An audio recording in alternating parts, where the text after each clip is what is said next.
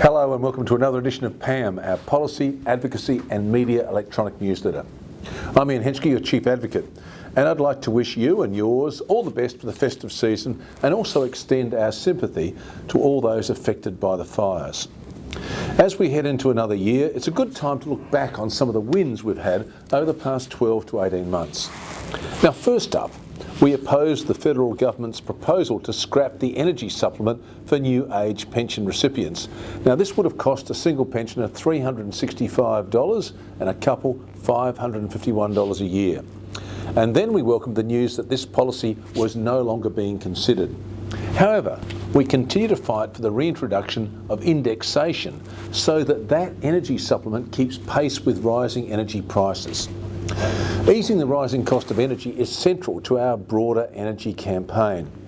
Now, we fought for and helped win a regulated price for electricity this year. Now, this is saving hundreds of dollars for those who can't or haven't gone online chasing those discount offers. We've also seen an improvement to the pension work bonus scheme. Now, this is a scheme that National Seniors have been calling for an increase in for some time. It allows you to earn more money without affecting your pension. And as of last July, that's July 2019, pensioners can now earn up to $7,800 a year without impacting their pension entitlements. We also opposed Labor's proposal to scrap franking credit cash refunds. Of course, this became a big issue in the last election. Our opposition to the policy helped win the $3.3 billion pensioner guarantee that Labor put up just before the election, and then during the federal election we argued that we were not opposed to a fair and considered reform of the policy, but we thought that it badly impacted lower income self-funded retirees who'd worked hard and they'd planned their retirement within the rules. Well, the rest is history. The Coalition's re-election has meant that this threat has now receded. We've also been focusing a lot this year on improving aged care. In the 2018 budget, 14,000 new high-level home care packages were announced to be released over 4 years. Then in December 18, it was announced another 10,000 of these packages would be brought forward and rolled out by July 2019. But the list just got bigger and bigger, and we kept on calling for more packages.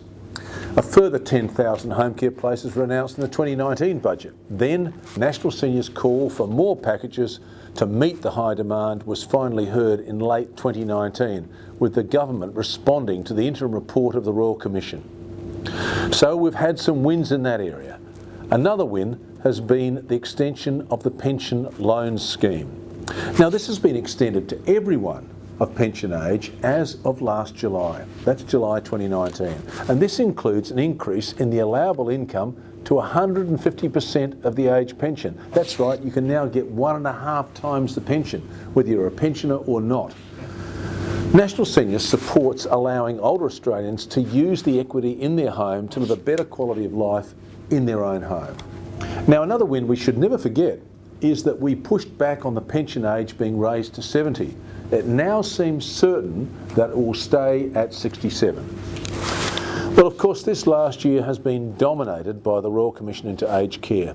National Seniors has been highlighting the problems in aged care for years, and now that Royal Commission will run till November 2020. And we are going to be actively engaged in that commission, providing submissions, attending hearings, and communicating the experiences and views of you, our members, through the media. Also, in early 2019, a new plan to tackle elder abuse was announced by the federal government, and we continue to promote reforms and improvements in that area. And we're working with the Australian Banking Association on the issue of financial abuse. National Seniors was also very proud to be involved with the National Elder Abuse Conference, and we're continuing to fight elder abuse and ageism in all its forms.